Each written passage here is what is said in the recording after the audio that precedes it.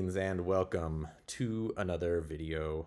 I'm Benny Grotto, and today I'm going to be demonstrating compression, the mysterious topic that seems to baffle and also delight. I'm going to skip over the basics of what compression does with the assumption that you can either Google it or we've spoken about it in class if you're one of my students there, or that you know the basics of what the controls do. And what I want to do is talk about what it's useful for and specifically give you an exercise to help you better learn to hear it. So without further ado, I'm going to play this drum track I got. It is a kick mic, a snare mic, snare top and bottom, kick in and out. So 2 mics per source, and a set of room mics, which in this case are functioning as an overhead just on an aesthetic level. So there you have it. Let's take a listen to what it sounds like.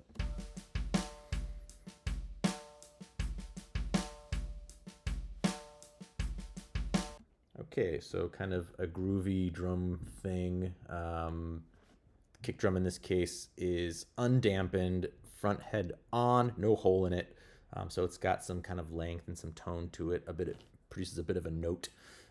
In other words, it's not a hard rock kick drum that consists more of like a thud and a tick. Snare drum, similarly open tuning, not a lot of dampening. It's got a nice ring to it, so there's some length to it, a bit of a note. And that's going to help us hear what the compression is doing, which is why I selected these drums for this particular task.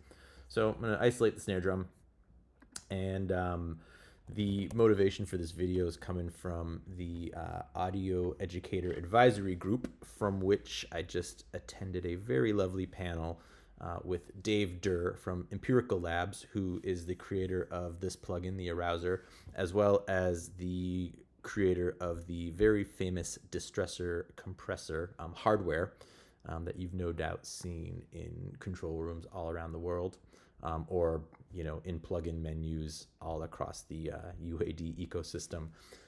So I'm going to disable all of the sort of extra features here and just really focus in on input and output, which will effectively serve as our threshold control, and the attack, release, and ratio controls to kind of dial in some settings, and again to walk you through how to hear what is taking place. And as a starting point, I'm going to give us a high ratio, 8-1, 10-1, any of those will work. It's just something high. Super fast attack, so that's the fastest attack available on this. Fastest release available on this, and we're going to press play and listen to the result.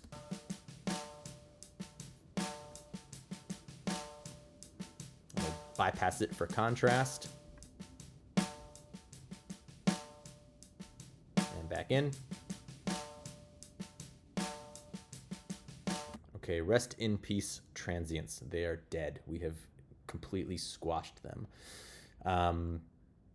That's a good thing in this case because it gives us a very easy to hear starting point to work away from, right? This is definitely too much compression. We're going to dial it into something that is more musical and better working within the context of the song, which I'm not going to play for you, but it'll work within the drum groove, so it'll be close enough for rock and roll, as it were.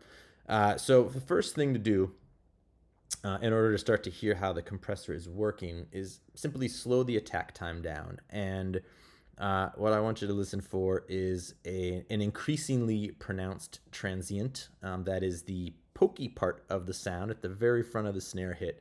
And I would encourage you to resist the temptation to turn your volume up really loud here. It's actually a lot easier to hear transients at a quieter level. In fact, it's particularly easier to hear them against a backdrop of other sounds. So if you're working on this at home and you're doing this for practice, you might even want to be playing back like a bass track or something while you do this at a pretty quiet volume. It'll really help you hear the attack portion of the sound. But what we're going to do is press play, slow down the attack, and just kind of listen to the effect. And I'm going to stop in a few places where I like what it's doing and try to make some mental notes to comment on what it is specifically that I like. So without further ado, here we go.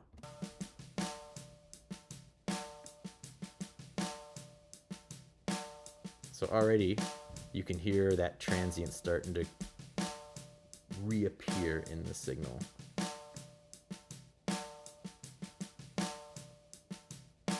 Now it's starting to poke out pretty nicely.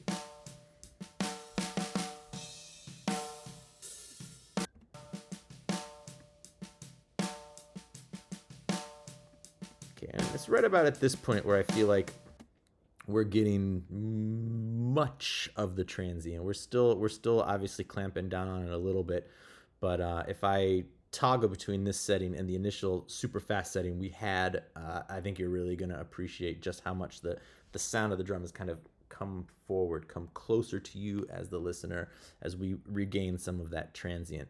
So let's take a quick A/B against the fastest attack time and where it's at right now.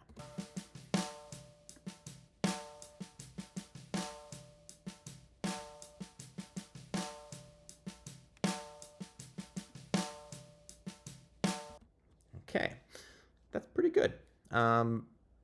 If we wanted to go further than that, that is to say, if we wanted to further slow down the attack time, I think you'll hear we're going to get to a spot where we actually start to strengthen the sound of the transient. But in order to do so, we're also going to have to increase the input because as we slow down the action of the compressor, it's going to compress a little bit less. And in order to keep a high amount of compression, which is what we want in order to keep this exercise rocking, we're going to turn the input up. And that's going to have the effect of exaggerating the transient. So I'll show you what that sounds like real quick.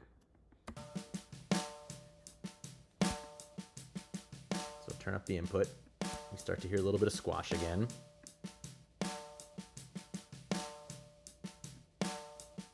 And now you can hear that the transient is starting to become exaggerated. This is one of the ways that we can add punch to a drum sound or to anything with a transient on it. So let's just take a quick second to listen to that some more.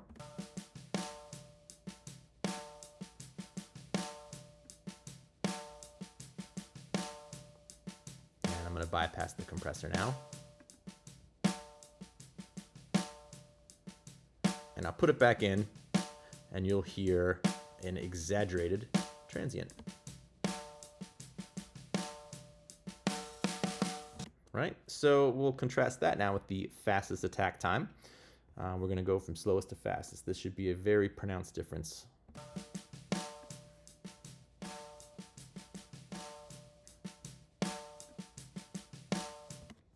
Okay, so hopefully everyone's hearing that. Somewhere within that range lives the place that we want it. How do we know where that place is? Well, I don't have an answer for you. You know where that place is through years of experience, hours, sweat, tears, maybe a little blood, hopefully not too much of that. And eventually you will develop a sort of sensibility about how you want to use the compression and figure out ways that best suit the specific material you're working on. I am going to tell you now that when it was living down around here, right around the midway point, I was liking what it was doing for my own taste and for this particular drum. So I'm going to set it there. That also has the added benefit of being right somewhere in the middle and giving us a moderate amount of gain reduction to listen to and enjoy.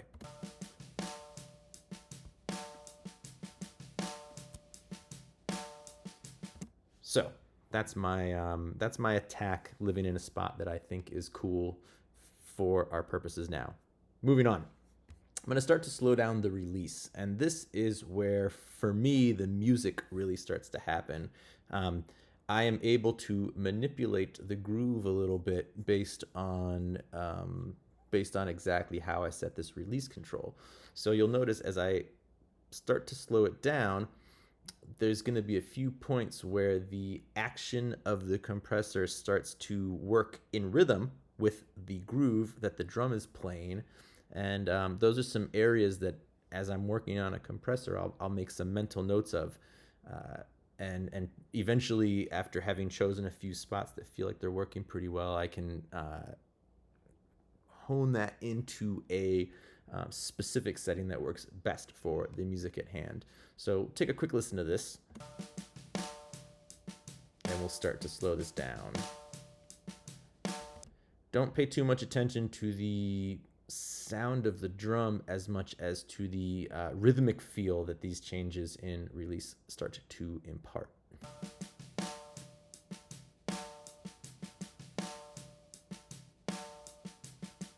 So we've got what feels like a 16th note right about there.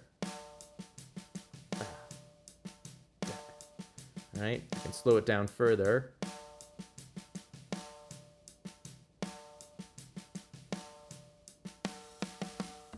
Starts to give me maybe a little bit more of an 8th note feel. That has a tendency to my ear to feel like the drums are starting to play a little bit behind the beat now.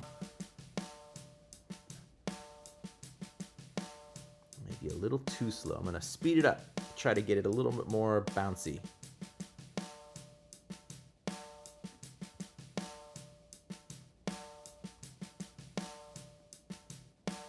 Let's go back to that 16th note.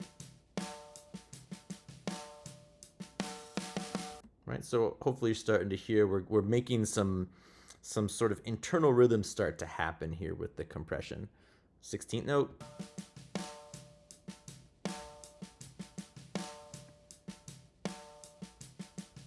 Starting to get a little bit more stink face on it, right? As we slow it down, almost starts to feel like the drummer's dragging a little bit.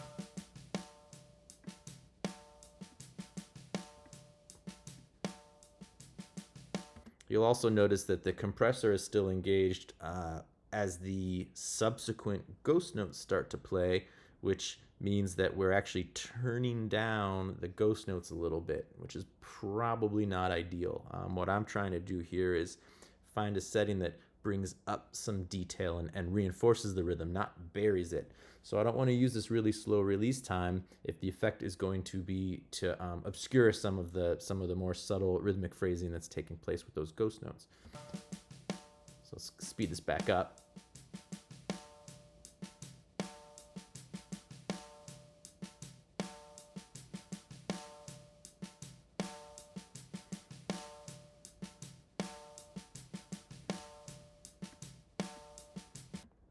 All right, so I'm kind of landing right around a medium release time. I want to take a quick moment to discourage you from looking at these particular millisecond values. They are utterly meaningless. Without getting into how they're calculated in the first place, I just want to point out that the way a compressor attacks and releases a signal isn't necessarily a predictable straight line up and straight line down. There's various curvatures and things to it that will affect our perception of the exact length of time. So while this says 495 milliseconds release time, that same value, even if mathematically correct, might sound or feel rhythmically totally different on a different compressor. I think, if you go to a really fast attack setting on an 1176, where you're talking, a tenth of a millisecond, and then you select a tenth of a millisecond attack setting on a VCA compressor like an SSL, you'll notice the character is a lot different. In fact, you may have noticed with this at its fastest, we are at a 20th of a millisecond, if my math serves, which is getting down into the faster 1176 territory. And it maybe, to my ear at least, sounds a little bit more squashed than you get on some of those faster 1176 settings. So different compressor topologies are going to yield different results. When it comes to your attack and your release values, you should just dial the things in by ear. So what I've just done here is found a rhythmic feeling that I like in my release, a transient feeling that I like in my attack time, and now I can sort of fine-tune the amount of that by juggling the input and output controls and the ratio controls, or On a compressor that uses a threshold control, you would use that in place of the input. So let's take a look at what that, or listen rather, as to what that sounds like.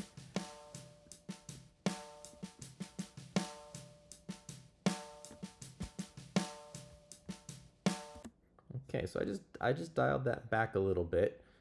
We could have yielded pretty similar results by going to a lower ratio. So I'm gonna raise that back up, and we're gonna go here, and then I'll just toggle around between these settings.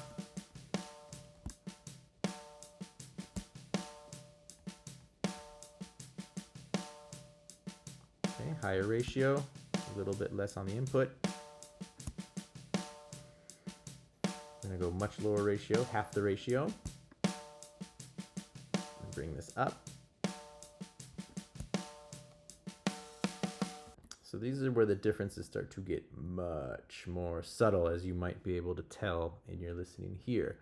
I don't want to get too far into the best practices for setting this aspect of the controller. It's a little bit more in depth and also a little harder to explain in what I was hoping to keep a short YouTube video and have failed spectacularly.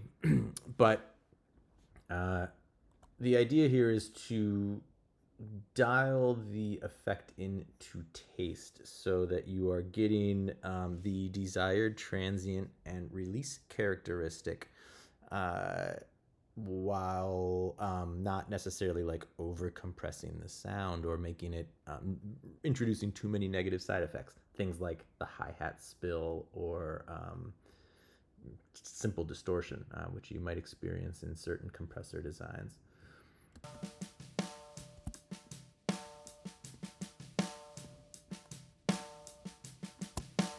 So that's feeling pretty good to me. Let's bypass it, see where we started.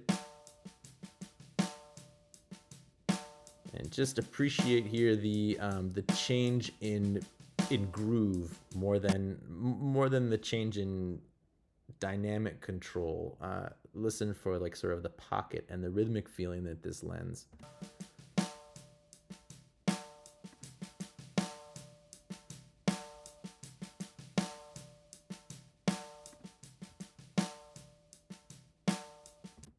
And let me put that in the context of the drum mix. We'll see how it sounds there.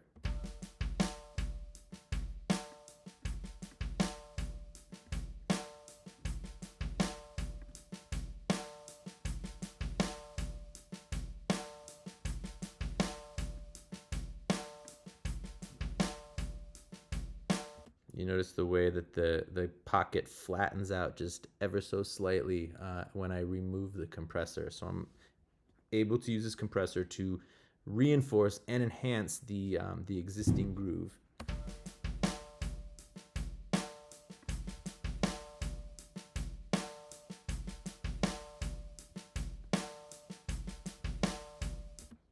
Voila, so there you have it.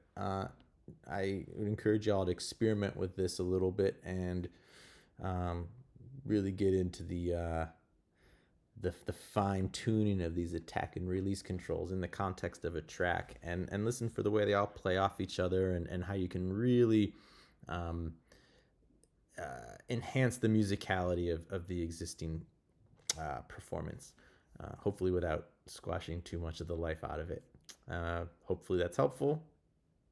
Stay cool, stay warm, stay whatever, and thanks.